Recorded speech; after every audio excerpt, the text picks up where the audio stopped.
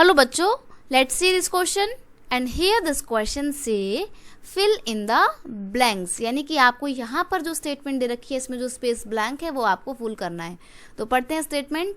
Louis 16 of the Bourbon family married to the dash princess Marie Antoinette, यानी कि जो Louis 16 है जो कि बूरबॉन फैमिली से थे, यानी कि बूरबॉन डायनेस्टी से थे लुइस 16, उनकी शादी होती है मैरी एंटोइनेट से, जो कि प्रिंसेस होती हैं किस कंट्री की, ये आपसे यहाँ पे इस क्वेश्चन में पूछा है। तो यहाँ पे आपका सिंपल सा ये रहा आंसर है ये ऑस्ट्रियन प्रिंसेस मैरी एंटोइनेट, यानी कि वो कहाँ की प्रिंसेस थी, ऑस्ट्रिया के प्रिंसेस थी। ऑस्ट्रिया समझते हो, मैंने यहाँ पे बोला है ऑस्ट्रिया नॉट ऑस्ट्रेलिया। ऑस्ट्रेलिया एक अलग कॉन्टिनेंट है और उस टाइम पे ऑस्ट्रिया एक अलग देश हुआ करता था, कंट्री हुआ करता था। जो मैरी एंटोइनेट थी वो ऑस्ट्रिया की प्रिंसेस थी।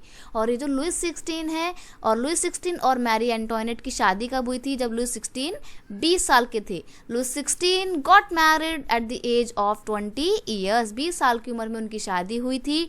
और जब वो राजा बनते हैं, upon his accession to the new king found an empty treasure, और जब वो 1774 में राजा बनते हैं ना फ्रांस के, तब उनको क्या देखने को मिलता है, वो देखते हैं कि फ्रांस का जो पूरा ट्रेजर है, जो पूरा खजाना है, वो क्या हो गया है, बिल्कुल खाली हो गया है। रीज़न ये थे कि फ्रांस बहुत लंबे समय से 700 ईयर वॉर्स में ब्रिटेन के साथ इन्वॉल्व था, प्लस जो अमेरिका में कॉलोनीज थी, ब्रिटेन की कॉलोनीज थी, अब जब वहाँ के लोगों को आज़ादी चाहिए थी ब्रिटिशर से, तो फ्रांस के लोगों ने उनकी मदद की थी अपनी आर्मी को भेजकर। तो इसके भी उनको ऊपर एक डबल बर्डन था। तो लगातार जो है फ्रांस के ऊपर बर्डन बढ़ते जा रहे थे। प्लस फ्रांस ने जो लोन लिया हुआ था अलग अलग लोगों से, अब वो अपने लोन की वापस उनको मांग कर रहे थे कि हमारा लोन वापस करो, और वो ये भी बोल रहे थे कि अब हम आपके ऊपर इंटरेस्ट का डबल रेट चार्ज करेंगे। तो फ्रांस बहुत सारी समस्याओं में एक साथ घिर जाता है, प्रॉब्लम लगातार बढ़ती चली जाती है।